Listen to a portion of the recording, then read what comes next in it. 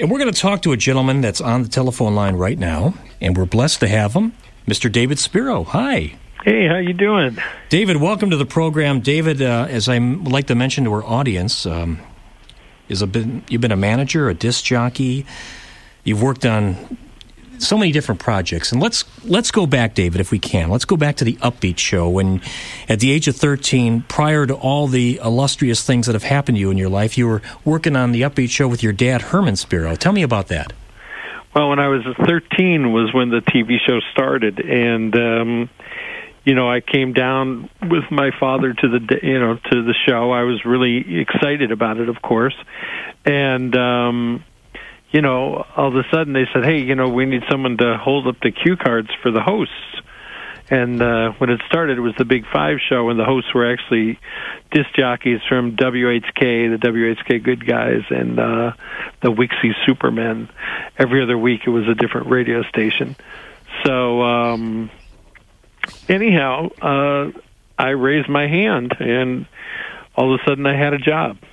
Wow. And it also was, I got to pay the artists and pay the dancers at the end of each show. So it was, I became Mr. Popularity at some point too.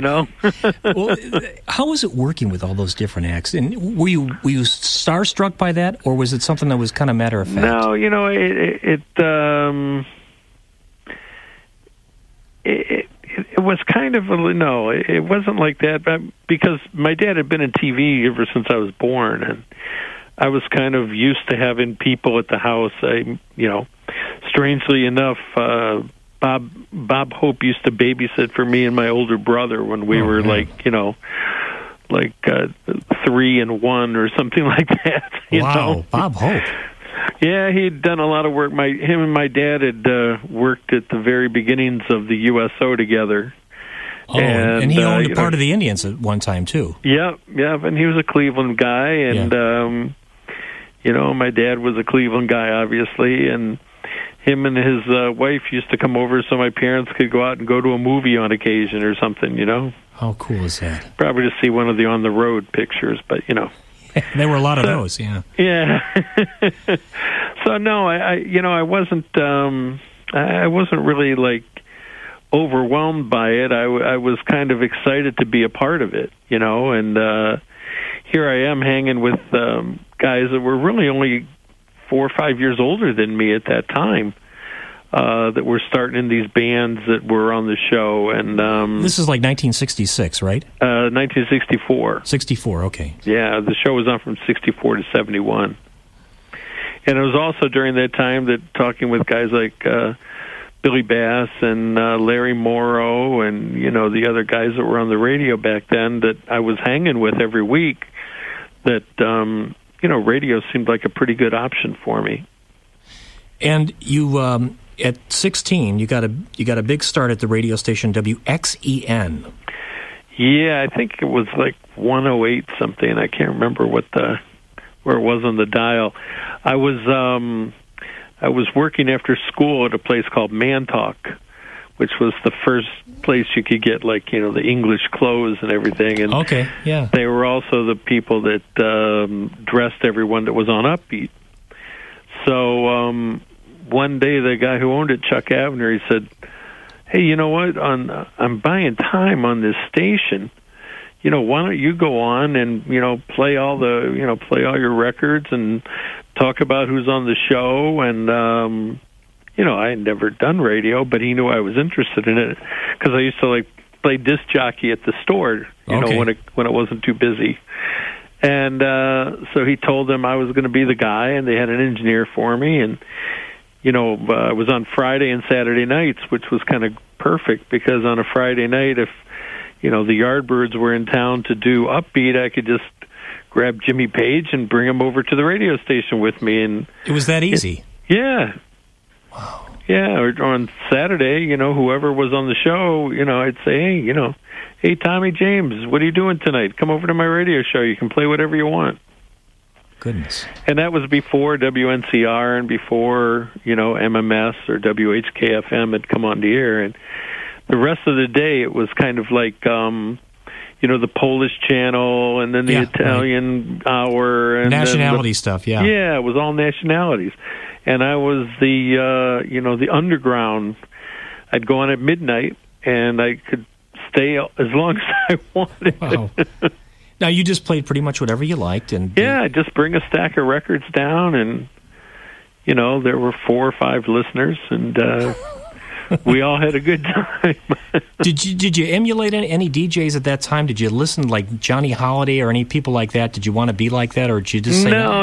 I kind of just wanted to tell stories instead, and... Okay. It wasn't like Top 40 where it was like, well, there you go. That was the big Rolling Stones track for the night. It was like, yeah, gotcha.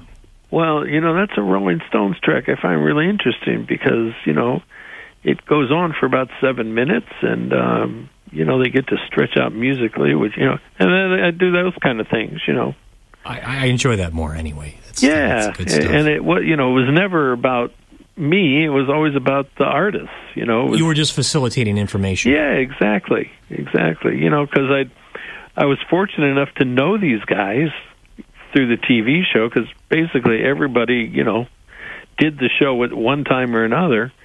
And I could, tell some little story, some little anecdote that I'd picked up along the way. And, of course, once I was on the radio, I was much more aware of wanting to find things out, from Simon and Garfunkel or Otis Redding or whoever it was that I could talk about on the air. Mentioning Otis Redding, what was the biggest myth that you found out about Otis? And his last performance was on the Upbeat show, right? Yeah, his last TV performance was on Upbeat, and then he died that night in a plane crash going to Madison, Wisconsin.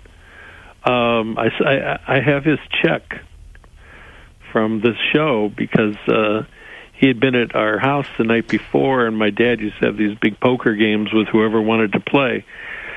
And Otis was a pretty regular guy at the table. Okay. And so they would play poker, and he lost it all back to my dad. It was like, $209 or something like that. So Otis had to endorse the check over to my father when I gave him his check. Wow. And so it went through the bank and everything like I normally would, and it was one of those checks that I kept over the years. How cool is that? It's framed in the living room, Yeah, that must have been something. I mean, did you know at the time that Otis Redding was going to be revered as he is today?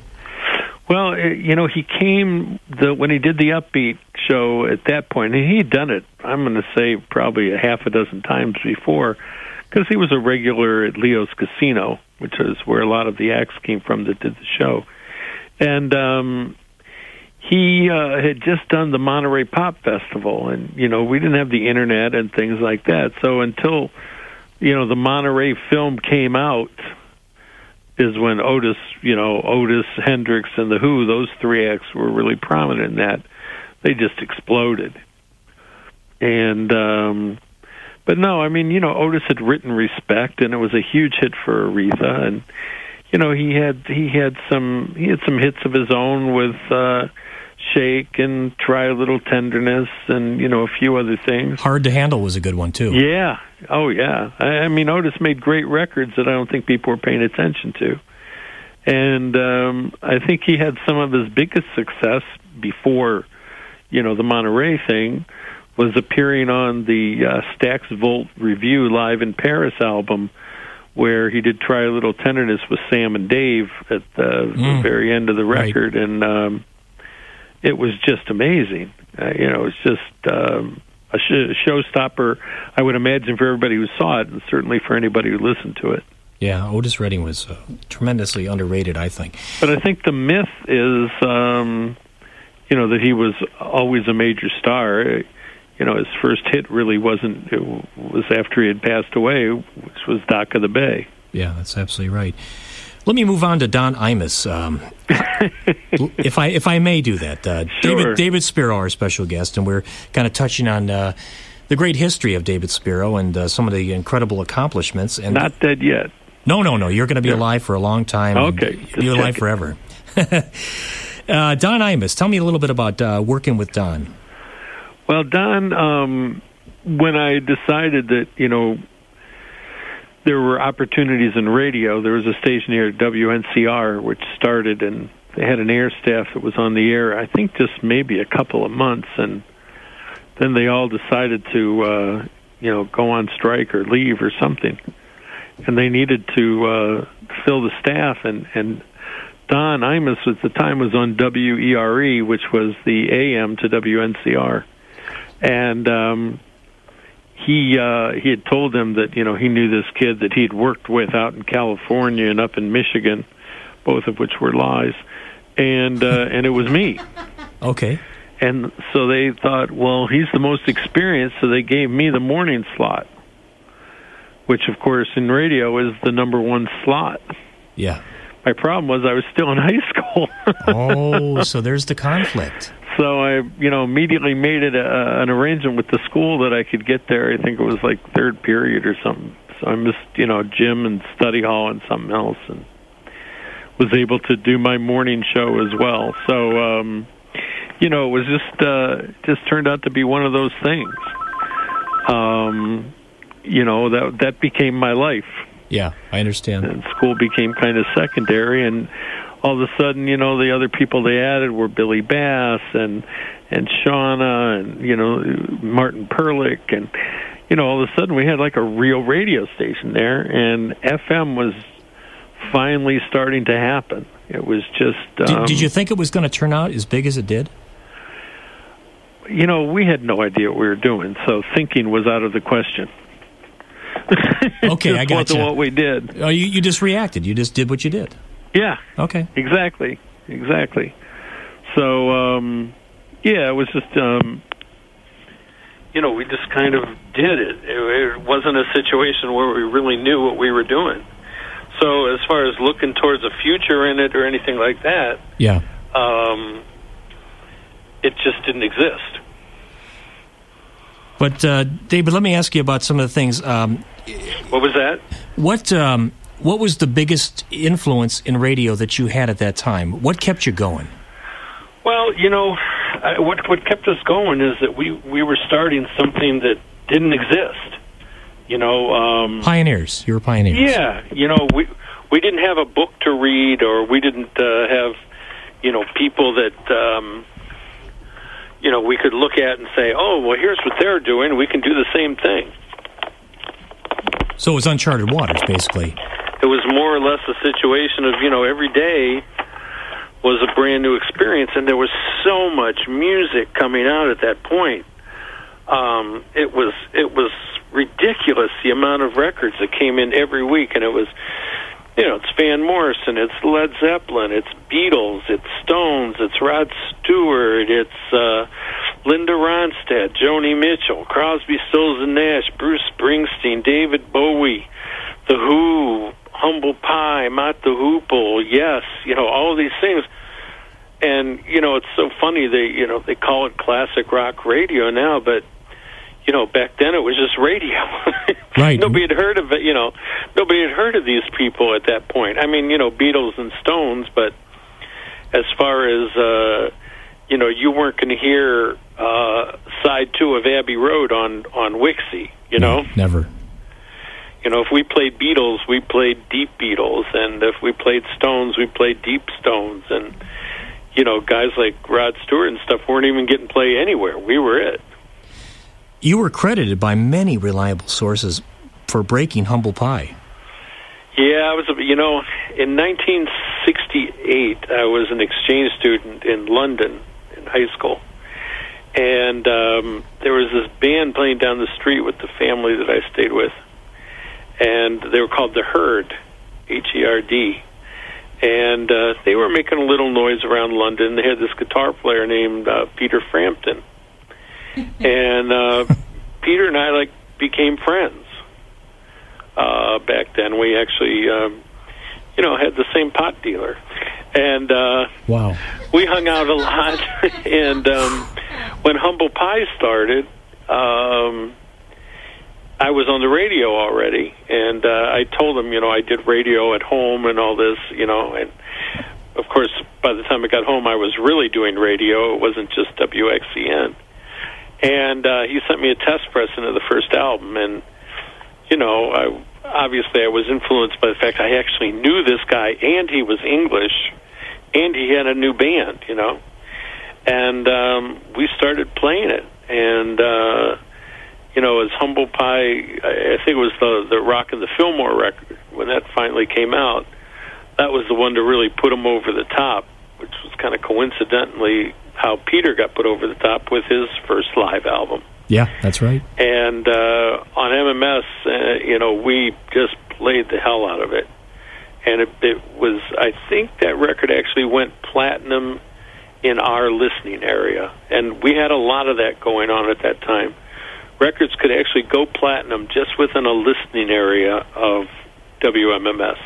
That's how powerful that radio station was. So this would have been around 1969, right? No, this is a little bit later. This probably would have been like 70, 71, I think. Okay. I'm real bad with years. Okay, I want to get my years straight here. And a lot of people that I've talked to also credit you with being the man that kind of put Bruce Springsteen on the map. Well, that was another one. When the first album, when Asbury Park came out, it's hard to get that somebody has credit for it. It's like, you know, a record came out that I liked, and I played it, and other people on the radio station heard it when I played it, and they liked it. I mean, there were certain things like when Billy Bass started playing David Bowie, and I heard that, I was like, whoa, I got to start playing that too, you know? Yeah. So it took really all of us to do it. But yeah, Bruce was certainly a record, and the guy who turned me on to that record was Michael Stanley. He called me up and said, you know, you'd love this record, and I did. And you ended up managing Michael Stanley, of course. No, I wasn't at that point. And we were just friends. And by the time the Bruce Springsteen and the E Street, you know, that album came out, the second one, that one just blew me away. I think I probably played 2 songs from that album. I used to play it every other hour for months and months. And you know, Bruce had become a real big success in Cleveland as a result of it. And then when Born to Run came out, I had already left the station to start managing Michael Stanley Band. And, you know, it's interesting. Kid Leo didn't like Bruce Springsteen. He did not like the second record at all. Okay, I didn't know that. And he had a band that he was playing constantly. He had the all-night show, and I had the 2 to 6 in the afternoon show at that point. And I once said to him, I said, listen, I'll play Roxy Music, which I didn't like, and still really don't. But you got to play Bruce Springsteen. And all of a sudden, he became a huge Bruce fan. And when Born to Run came out, and he took my slot 2 to 6 on the radio, you know, he just continued the Bruce fan club. Yeah, I always thought he loved Bruce Springsteen. I had no idea. Well, he started really liking the Born to Run record. That one really touched him, and he went back and became a huge fan. In fact, you know, Leo gets a lot of credit, has taken a lot of credit for breaking Bruce and all that, and they became really good friends. And we were at a Rock Hall dinner once, and I was just standing there talking to Bruce about something, and Leo comes walking over, and and as you know, just to get under Leo's skin, you know, Bruce says, you know, David was a big fan of mine before you could even pronounce my name. And we all just laughed. Wow. Because, like I said, it took all of us to break an artist. It's never just one person. No, and it was, you know, we had such a great relationship with Belkins at that point, and you know, we'd have regular meetings with them and say, well, this record is getting a lot of play, and people are making a lot of calls on this, and this is getting a lot of calls, and that's getting a lot of calls, and you know, they'd bring these people in long before they were ready to be playing in other markets. So Cleveland was really the proving ground. Yeah, well, and FM at the time, I mean, when we started, I think it was just us in Boston and San Francisco. I think there were, and none of us knew about each other. Oh, wow. And then, expanded to New York and Chicago and L.A., and all of a sudden there was a magazine called Walrus, which was like the billboard for us, Except it didn't have charts. It was just all of us would write columns for it talking about, the things that were happening at our radio station. And we'd see, this band's starting to happen in Boston, Jay Giles' band. Maybe we should play that. And then we'd get good response on it. And, it would go on and on and on like that. David Spero, our special guest here in WCSB Cleveland. David, any acts that you thought were going to be very big that turned out not to be? Oh, I'm sure. There was a couple guys, they were on Atlantic called Batdorf and Rodney. And I got that record. It was very acoustic. And I remember, I think it came out around the exact same time as the first America record. And I was kind of like, Humble Pie was like weird that became my record. And I think, like I said, it was much more influenced by the fact that, I knew Peter Frampton. So Batdorf and Rodney comes out, and there was a song called Can You See Me? I was very excited when it finally came out on CD a few years ago. And boy, I played it, and nothing. I don't think the phone ever rang. It kind of died on the vine there. Yeah. Something that happens sometimes, Yeah. It happens. And, talk about your relationship with Michael Stanley and the Michael Stanley Band legacy. They were so big around Cleveland. I think the myth was they weren't big anywhere else, but I don't think that's true. No, it isn't. In fact, last night we had this wonderful tribute to Michael that Charlie Wiener, one of our local musician, comedian, singer-songwriters, put together, and everyone from Alex Bevan to Jonah Coslin to Jimmy Fox from the James Gang to Nate Jones, who's an upcoming singer-songwriter from our area. They all got together and played Michael. They each played a Michael song and in tribute to Michael, as well as one of their own songs. And it was just a wonderful night. But Michael and I came together through our mutual friend Joe Walsh. And I'd known Joe from Upbeat when he had a band called the Measles that used to do Upbeat on occasion. And then, of course, the James Gang did the show as well. And Joe loves radio, to this day loves radio. And he used to come and hang out on my show. Not necessarily be interviewed. He'd just sit there and he'd pull records and say, play this, let's listen to this, It was like having his own listening room. Yeah. So he hung out with me a lot down at the station. And one day he says, hey, I've been playing on this guy's record. We're doing this record in Colorado. And he said, he's from here. You should listen to it. And then he played me what was becoming the first Michael Stanley record. And the first song he played me was Rosewood Bitters. And I was just like, wow, this is coming from here. And Joe basically used his backup band at the time, which was Barnstorm. I shouldn't say backup band, it was his band. Joe Vitale and Kenny Passarelli and Paul Harris on keyboards. And they backed Michael on, the Blue album, the first album. Right. Hey, David, can we play a little bit of Rosewood Bitters for our audience that may have never... give me 1 second. I'll finish this up real quick for you. Okay. And Joe said, you need to meet this guy so that you can become his manager, so that then in the future you can become my manager. Okay. And you can learn on Michael. And I'm like, well, I don't know how to do that. Joe said, well, I'll bring you out to L.A. You'll spend, a few months out with my guy, and he'll teach you the business. And that's what we did. And Rosewood Bitters was the song that started it all, Michael Stanley. Okay, let's spin a little bit of that right now, Rosewood Bitters. We'll be right back with our special guest, David Spero.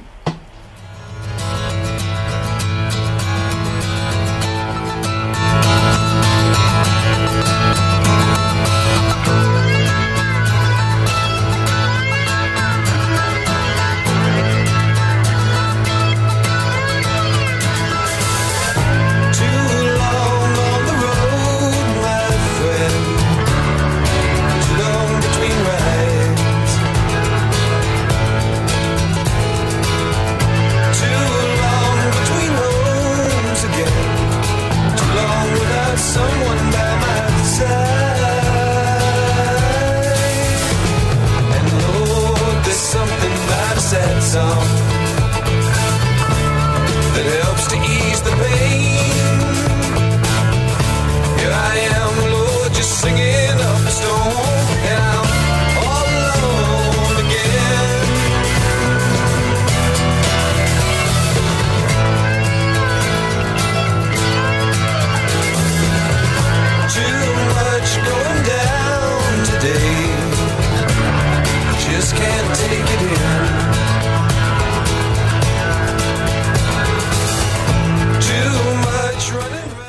There we go. A little bit of Rosewood Bitters by the Michael Stanley Band.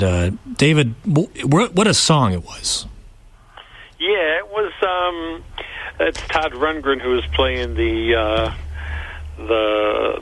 keyboard on that song. Actually,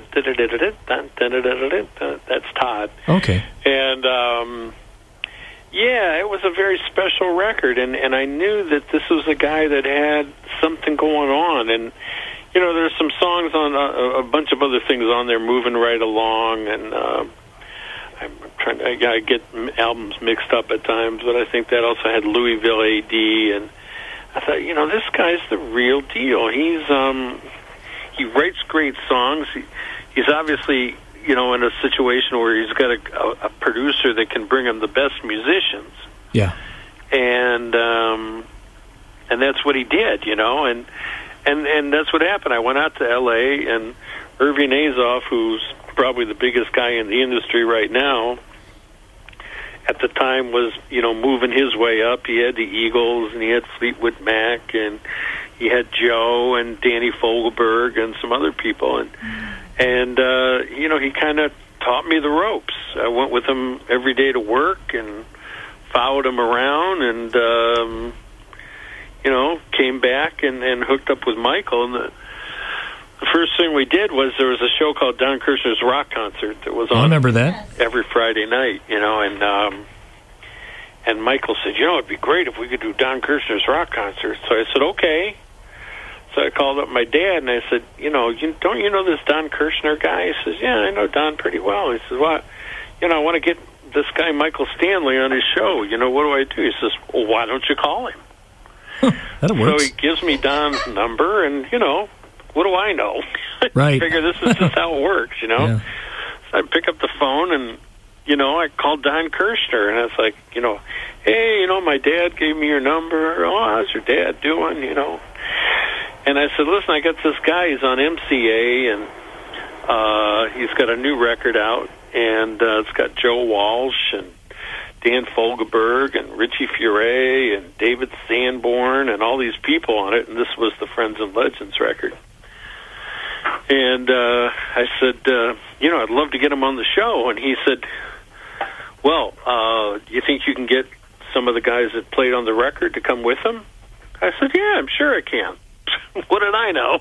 Right. So he goes, okay, well, if you can do that, we'll do them a week from, you know, they taped the show on, I think, Wednesday afternoon for Friday. He said, we'll give them half the show if you can bring those guys. So I called Walsh, and I said, hey, you know, we can do this, you know, Kirshner show. You know, if you and Joey and everybody else can do it. He goes, okay, I'll call him. And he called them all, and Bill Simzik, who produced the record, actually came in and mixed it live for us. Wow. And next thing we know, you know, we got half an hour on Don Kirshner's Rock Concert. Now, did that it included exposure? Like either a 2 or 3 song acoustic set with Michael, Fogelberg, and Walsh, and then they all got together and did, you know, some electric songs, and ended with "Let's Get the Show on the Road" with, you know, David Sanborn wailing away on the saxophone. Goodness gracious, what a team of musicians! That was my start, and it's like, well, this is pretty easy. Yeah. What was the hardest thing for you, David? Though, I mean, doing that. Managing groups and managing musicians and stars like that. That had to be. It couldn't have all been easy. You know, I guess nothing's easy. But it certainly was fun, and is fun. It's, you know, something I still do. You know, it's an interesting life. You know, I like to tell people I've worked my whole life, but I've never had a job. Good, yeah. And well said. You know, it's kind of the way that it's been for me. It's and I've had such good fortune to work with legends, you know, from Joe Walsh to Ringo Starr to Cat Stevens and Dickie Betts from the Allman Brothers and Paul McCartney and Billy Bob Thornton and, you know, people that I've had, you know, either managed their careers or worked projects with, you know, like the Eagles. And, you know, if I could have written it out, when I was 15, it would have been a great novel. Yeah. Somehow, and I don't know how or why I was chosen to be that guy. I'm kind of, I guess you could say the Forrest Gump. Well, yeah, you're in all the big places at the right time. Yeah. Yeah. David, how about nowadays? What are you doing these days? Well, I'm still working with Dickie Betts, and we just finished a long summer tour, and I've got a new record about to be done. Well, it's finished. It'll come out probably in January with Richie Furay, who was with Poco and Buffalo Springfield. And, still hoping that Neil Young comes around and we do another Buffalo Springfield reunion, because one we did a couple of years ago was so much fun.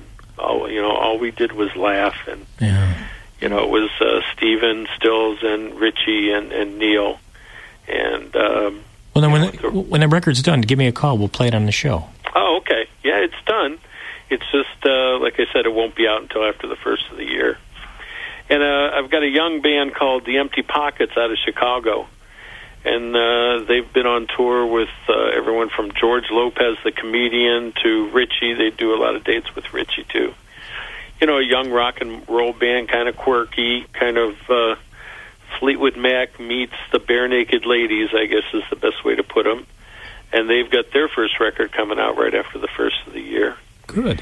And working with a kid who, so funny, lives up the street from me. His name's Nate Jones, and he was on the show, the tribute to Michael last night. And, he plays around town a lot. He's done the national anthem down for the Indians, and hopefully he'll do it for the Cavs so we can get some, free tickets and all. That'd be nice, yeah. And he's at the Beachland Ballroom, and it just, I'd met him, and, somebody gave me a CD, which I really liked, and, turns out he's like 15 houses away from me. Wow. Right down the street. There he is. Right down the street. Perfect to be a dog sitter. Wow. That's great. Yeah, it all works. It's when things go well, they go well. That's great. They all fall into place for you like a puzzle, and it's wonderful. David, what I wanted to ask you a little bit about the Rock Hall before we let you go. Talk about the status of the Rock Hall. How's that doing these days? Well, I was involved with it from the very beginning, and I was on the board of directors for years and years until my time ran out. You can only do it for so long. And then I came in as vice president of education and programming, I think in 2000, and stayed there till 2003. And since then, I've been involved in that. I've put on a lot of events there over the years. But as far as the day-to-day, I'm really not involved at all. Right. But I was down there, somebody was in town that I took through, I don't even remember who, about 6 weeks ago, and the place looks so great. Every exhibit, just caught my attention. It just was, it was wonderful. I encourage everybody to go and be there, and I really relished my time there. I had a TV show on MTV that I produced called Live at the Rock Hall, that everyone from John Mayer to Alicia Keys to Linkin Park to the Wallflowers, all of them did the show. And it was kind of like, my next step TV from Upbeat, Right, the modern day version, yeah. Yeah, it was kind of fun to do, and it did wonders for the hall. Brought a lot of younger kids that probably would have never taken the time to visit to come through, because their guys were coming through. Yeah, they understand it, right? They relate to it better. Yeah, and it's a wonderful place. I still, if I'm on the freeway and I see the sign that says Rock Hall, next exit, I still get that little thing in my stomach, like I'm excited. It excites me still. That's great. One question, if I just may revert back real quick to Upbeat, is there any way people can see old video of Upbeat? There's some that's on YouTube. I'm working with a company right now to do some digital stuff with the clips that we still have left. Unfortunately, a beat was on videotape, and at the time, videotape was very, very expensive, and it had to be housed in, a temperature-controlled room, which also was expensive. And, nobody ever in their minds thought that there would be something called home video, or that these clips would have any value, because, like I said, it wasn't classic rock at the time. It was right. Just what was happening, and That's it was, right. It's not like everybody in the 60s and 70s spent a lot of time going back looking at Buddy Holly clips, or That's true. Bo Diddley or Little Richard, or it just wasn't something that people did because it wasn't available. It's amazing how much stuff came available when home video hit, but it wasn't. There was never a plan, so a lot of it wasn't kept, and that which was kept, fortunately, are like the bigger hits, because at the end of each year, during Christmas and New Year's, those two shows were the best of Upbeat from that year. Mm-hmm. So throughout the year, my dad would keep what he felt were, the biggest hits, and that's pretty much what's left is clips. And Don Webster, of course, the dulcet tones of Don Webster. Yes. He was quite a host. My dad saw Don on TV up in Canada, where he was also a disc jockey, and he said, this guy could be our Dick Clark, and so he was. Yeah, good guy. Don's playing a lot of golf down south these days. That's great. David, I want to say thank you for being a guest on the Ray Carr Show. Actually, it's a fill-in slot here on Monday, but and keep us updated on the other acts. We'd love to play some of that music when it comes out in January. Great, and when my book comes out, we'll talk about that. Listen, when the book comes out, give me a call. You'll be on the next day. Great. Thanks so much, Ray. David, have a great day. All right. Bye-bye. Bye-bye. David Spero.